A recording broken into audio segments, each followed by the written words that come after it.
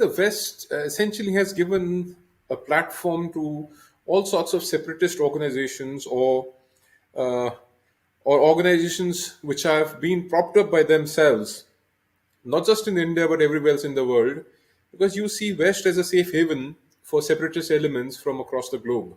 That is number one. Number two, well, there is a selfish interest of the West to keep the rest of the world at tenterhooks or keep them destabilized, especially when you come to India.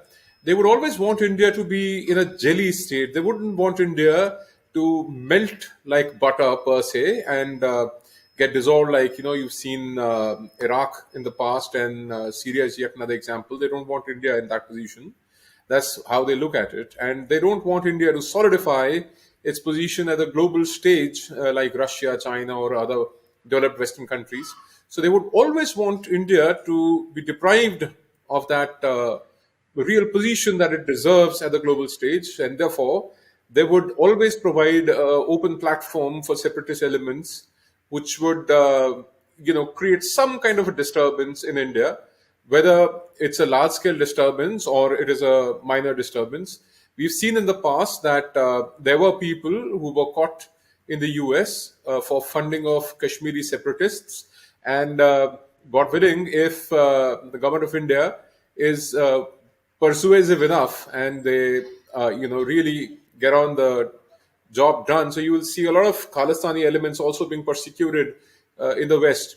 Well, that was one. The other question that you asked was, why are temples across the West are being desecrated or they're being targeted? So the simple answer to that is, well, since they're not been able to divide the community, when I say community, I mean to create a wider wedge between the Sikhs and the Hindus. So they want to extract a reaction out of the majority community in India, and it can be an isolated incident which can be blown out of proportion. They want to extract a reaction from the Hindu community where a Sikh probably would be, beaten up, hurt, or perhaps even killed for his identity, which has happened in the US so many times, but these Khalistanis won't speak out. So they want to extract one reaction and then play on it and tell the world that, see, India is an unsafe country for Sikhs and therefore we deserve our own homeland, and try and justify what they demand or their demand of Khalistan. So this is essentially the thought which goes behind what they're trying to do today.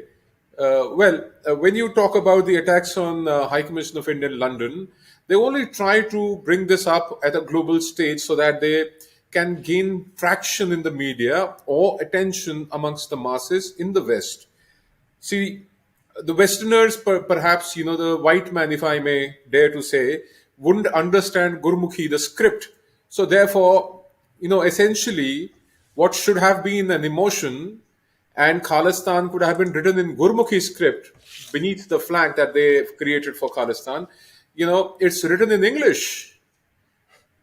So they know that the Gora Admi, the white man, wouldn't understand Gurmukhi. So it's, essentially, it's a propaganda. So the propaganda only succeeds when the white man or the Western people can read and understand what's written. So therefore, not in Gurmukhi, but in English. So there are several reasons why you can conclude that Khalistan is purely propaganda, and there really no intent to actually get a homeland, but to only destabilize India. While they ask for a homeland, Sikh homeland, their demand is only on the east of the Radcliffe line, that is Indian Punjab, if you may, East Punjab. So West Punjab has been totally kept out of the idea of Khalistan or the maps of Khalistan, or perhaps even the discussion of Khalistan. So that is one circumstantial evidence which connects these Khalistanis with the Pakistanis. So you know where it is coming from.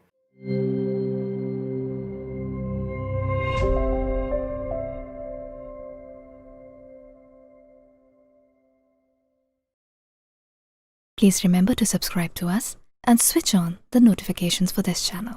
For our other social media links, more content, and to support our work, please visit citti.net. Dhanyavad. Namaskar.